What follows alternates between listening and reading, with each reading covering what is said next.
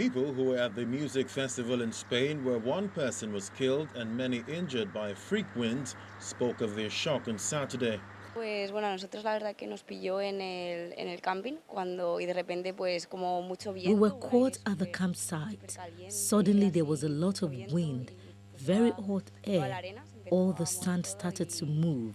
pues We saw vimos tiendas de tents campaña flying. volando, Then people started to come from the luego concerts to the empezó ya más a campsite. venir la And gente, todo el according to mundo what de they la zona de told conciertos us, ya se wood pasó from part of the al stage camping y según was lo que nos blown contaron, away. It was pues se chaos. voló todas las partes de escenario, maderas. Regional emergency services say high winds caused part of the main stage to collapse at a dance music festival near the Spanish city of Valencia in the early hours of Saturday.